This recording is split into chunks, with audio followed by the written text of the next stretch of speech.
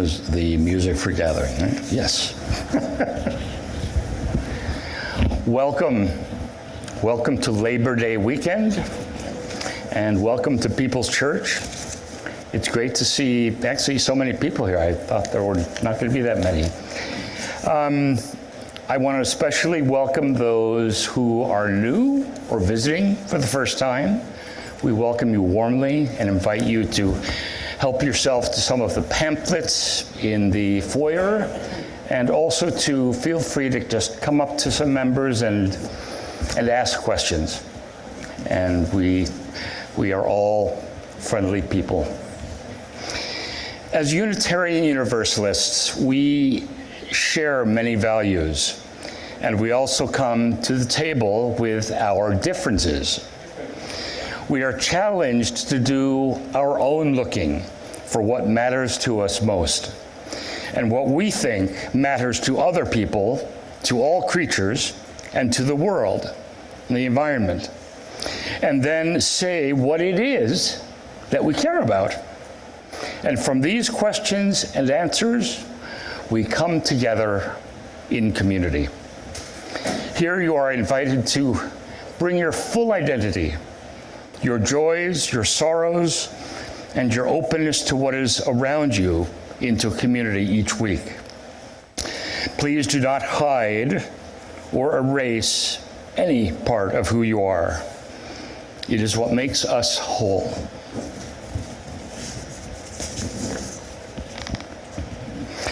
And I would now like to invite Savannah up to light the chalice.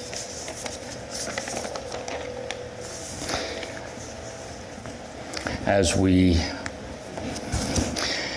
light this flame, we commit to begin again with greater awareness, deeper connection, and more love for ourselves, for one another, and for all of life.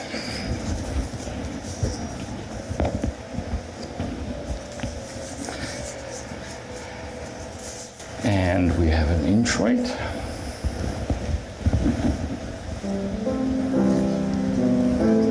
Chalices online? No chalices online?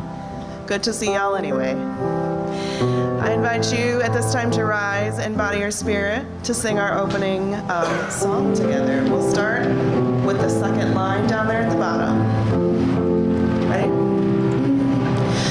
Breathe, breathe in, breathe out, breathe in, breathe out. When I breathe in, I'll breathe in peace. When I breathe out, I'll breathe out love. When I breathe in, I'll breathe in peace. When I breathe out, I'll breathe out love. Breathe in, breathe out, breathe in, breathe out.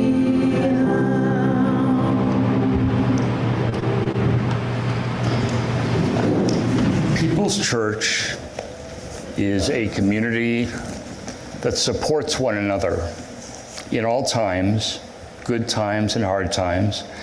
And one of the ways that we do this is by taking time during our service to share joys, sorrows, and other milestones in our lives.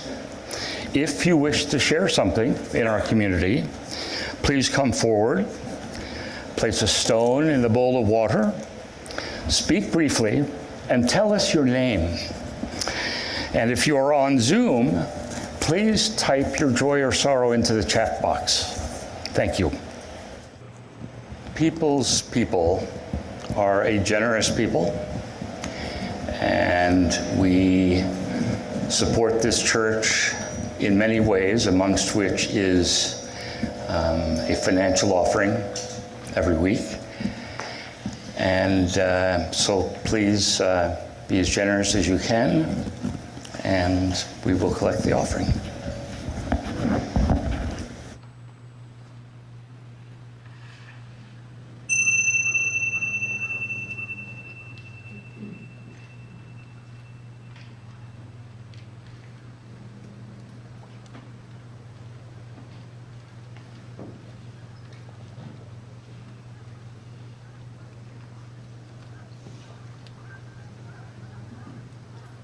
Gati,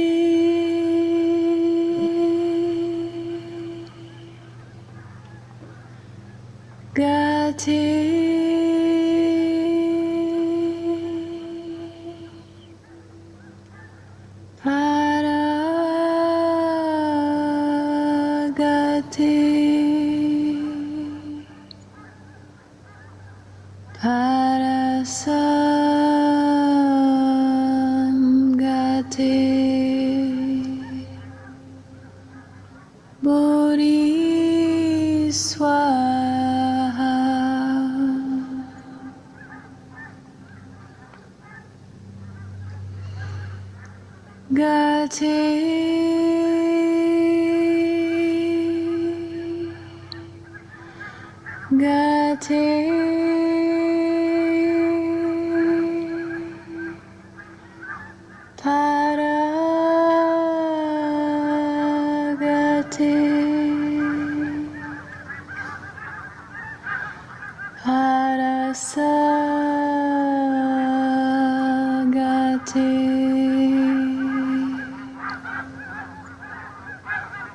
Bodhi Swaha.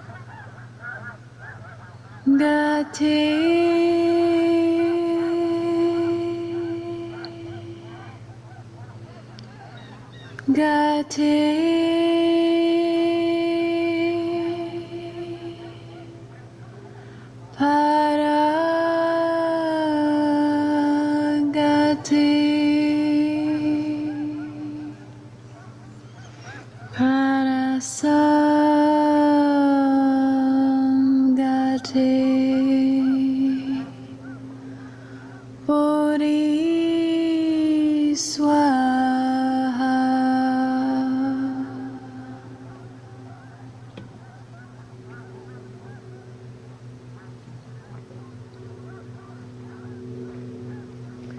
Would you join me in giving thanks for all that sustains us?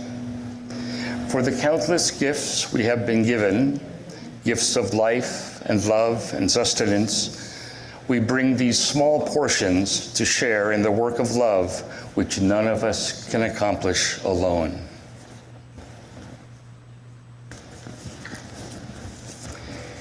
I'd now like to read a Zen koan called The Tiger, the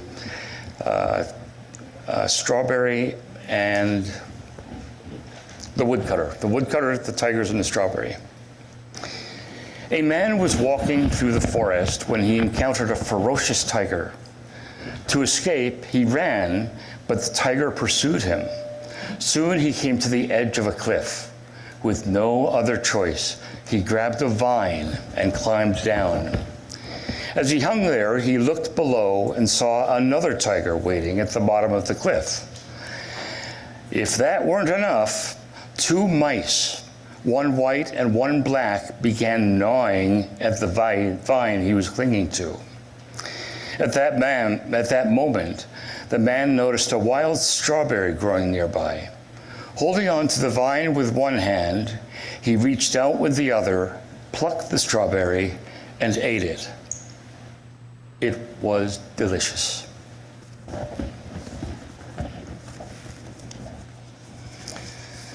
And now I would like to introduce David Wurtsmith, who is your speaker today on mindfulness. Thank you, Matthew.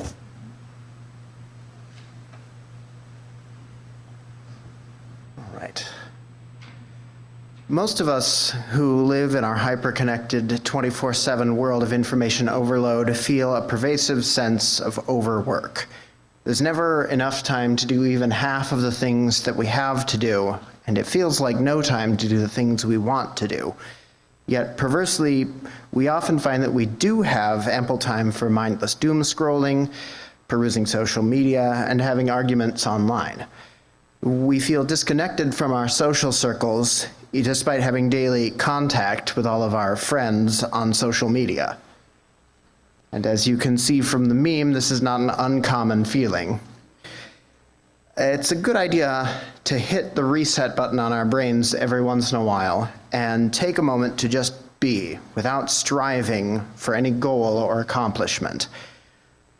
Lots of people accomplish this goal through mindfulness meditation, which can be performed wherever you are, whenever you've got a moment to take a breath and center yourself in your direct experience in the here and now.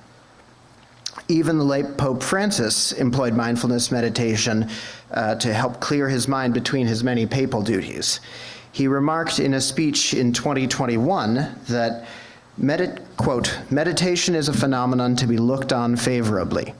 In fact, we are not made to run all the time. We have an inner life that cannot always be neglected.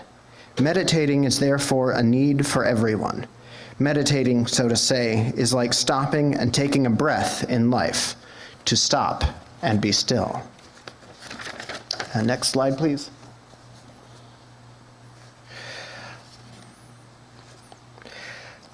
As a physical therapist assistant, one of my jobs is to help people to reduce the amount of pain and stress in my patients' lives. Stress releases cortisol, a corticosteroid hormone, which helps us to get through the hard times by refocusing our body's energy away from rest and digest activities and onto fight or flight activities. But too much stress for too long can cause a variety of health issues, as you can see up on the slide. Essentially, it causes your body to neglect its long-term survival in favor of short-term survival, or long-term health in favor of short-term survival. But you can't keep this up forever. Eventually, different body systems will begin to wear out and shut down. Meditation is also beneficial because it gives us time to listen to the signals that our bodies are sending us that we're normally too busy to hear. But more importantly, it gives us the opportunity to simply sit and be still. Not to lounge about lazily, but to wake ourselves up to the miraculous fact that we are alive. Next slide. The actual practice of meditation is very simple at its heart. Just find a quiet place, sit in a comfortable position, and try to do nothing but be aware of your body and surroundings. Certain positions, though, are easier to maintain than others, and posture plays a big role in how long you can remain stationary without discomfort. In general, you want to sit up straight, or as close to straight as you can comfortably get, as if you were suspended from a string attached to the crown of your skull. Not rigid, not straining, but centered over your own spine so that the bones of your back and neck can support the weight of your head, arms, and torso. Most people prefer to close their eyes, but if your imagination distracts you, you can leave them open or half open and stare at a point on the floor in front of you with your eyes in soft focus. If you're sitting on a cushion, like one of these behind Matthew, you can position yourself at the front edge of your cushion so that your sitting bones are suspended in air and your weight rests mostly on your tailbone.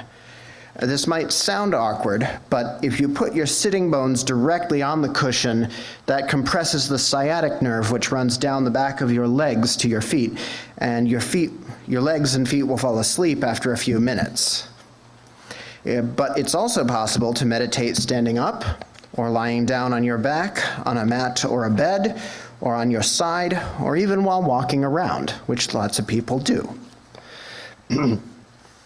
In her 2013 novel, A Tale for the Time Being, Ruth Ozeki writes a story of a Japanese-American teenager, Naoko Yasutani, who is forcibly relocated from California to Japan when her father loses his job and hence his green card as a defense contractor.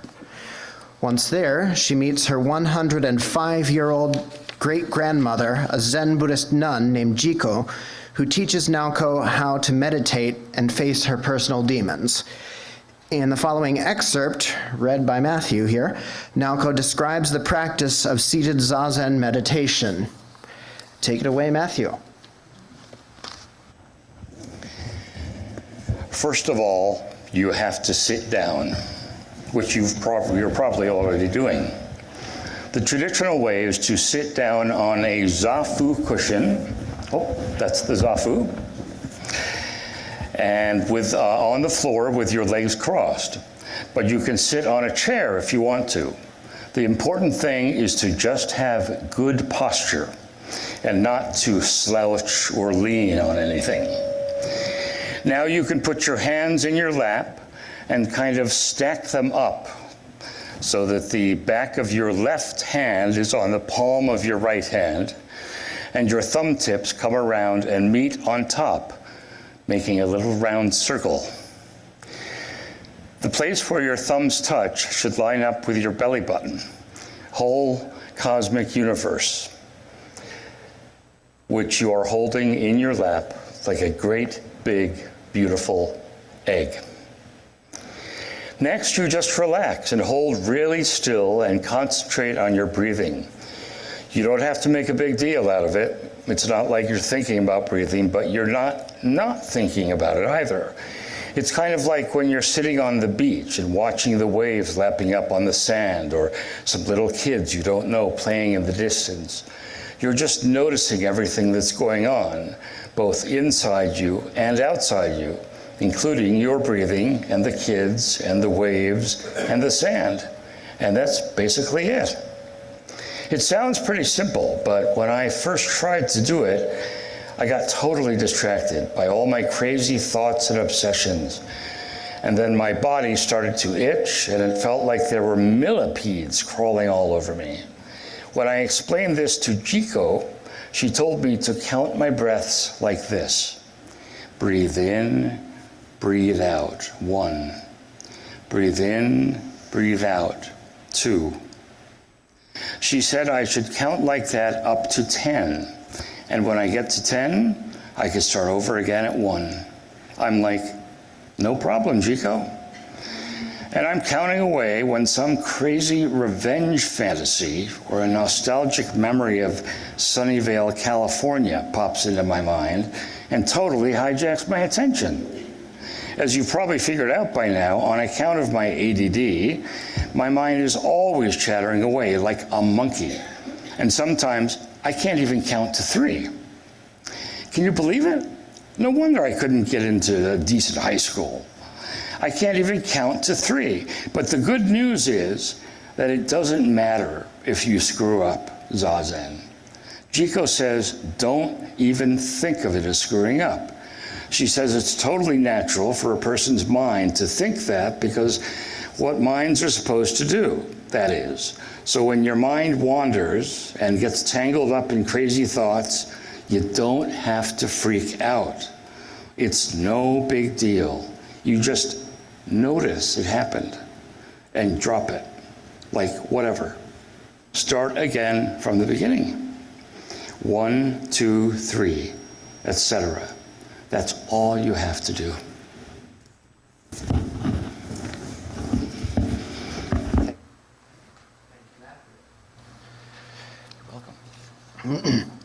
Well, now that you all know how to meditate, let's take a few minutes to actually embody the practice.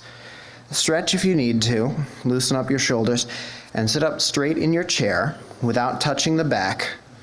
If any of you played a musical instrument, you'll basically want to assume the pose that you did when you were playing. There should be a slight forward curvature in the low back. If this forward curve disappears, then you're slouching too much. You want to sit as if you were hanging from a string attached to the top of your head.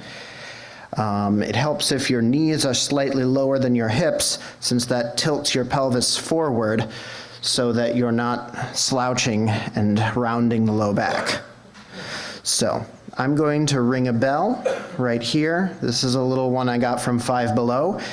And we're just going to meditate for about 60 seconds. So as I said before, you can either close your eyes or leave them half open. And here we go.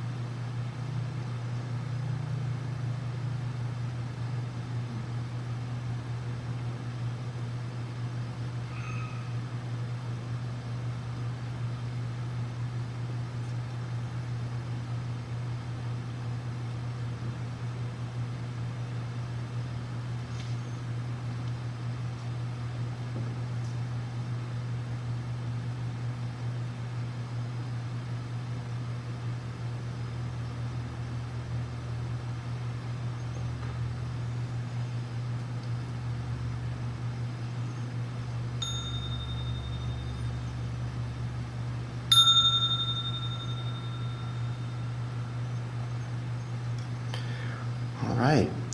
You have just successfully endured what many people would pay good money or endure physical pain to avoid experiencing, to be left alone with their own thoughts for company. So congratulate yourselves on making it through that in one piece. And now that you've tried it for yourselves, I'd like you to form small groups and discuss some of the following questions. What did you notice about your thoughts? What did you notice about your body? And did you have any strong emotional reaction or memories that welled up to the surface? Form groups of whatever size you please, and we'll talk for about 10 or 15 minutes.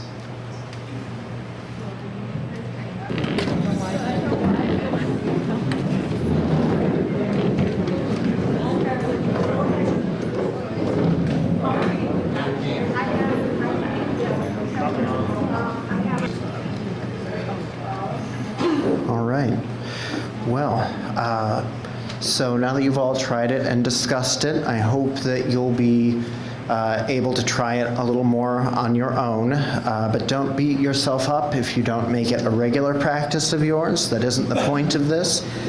Meditation, seated formal sitting meditation isn't something you need to do per se. Lots of people manage their stress just fine without a formal practice, and that's all right. Some people get similar benefits from gardening, or from cutting wood, or carrying water, from daily prayer, from fishing, doing the crossword puzzle, going for long walks outside. I've even heard a few responses that mentioned running, with or without music. There is no wrong way to meditate. It's not something that you should beat yourself up about. And finding that you have difficulty maintaining for your awareness of your breathing, or non-awareness as it may be, for more than a few seconds is normal. You will lose track of your goals. You will mess up. You will fall off the wagon, and that's okay. It's part of the process. You will never be able to silence all of your thoughts and emotions and anxieties, because that's what our brains are programmed to do. The complete absence of all brain activity is called death. So, as long as you're alive, you'll continue to have thoughts, and when they distract you, you just say, oh, there I go again. and you recenter, focus on your breath, and start over at 1. The Zen Buddhist activist and writer Reverend Angel Kyodo Williams said in a 2018 interview that, quote, "When we sit, the first thing we're met with is not quiet or calm or peace. The first thing we're met with is, oh my God, who is in here and why won't they shut up? How do I get them to stop?" Unquote. But the point of meditation is not learning how to get them to stop. It's about learning that the voices are a part of us and that we are a part of everything. Thank you for listening. May you be well and may you have peace. Thank you.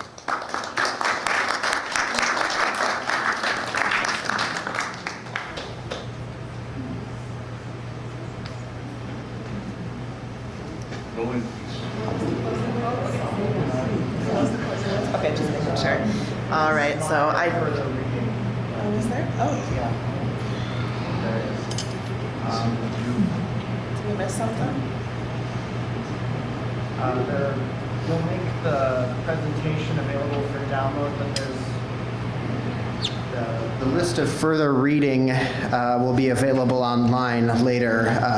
Articles I cited, like the Pope Francis interview, the book, etc. We'll put those up to be available later. Oh, there they are. All right. Well, thank you very much. Please join us for our closing words.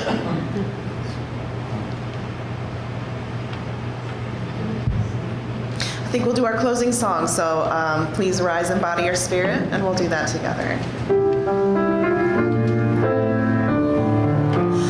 May I be filled with loving kindness. May I be well. May I be filled with loving kindness. May I be well. May I be peaceful and at ease. May I be whole. May you be filled with loving kindness. May you be well. May you be filled with loving kindness. May you be well. May you be peaceful and at ease. May you be whole. May we be filled with loving kindness. May we be well. May we be filled with loving kindness. May we be well. May we be peaceful and at ease. May we be whole. Go in peace.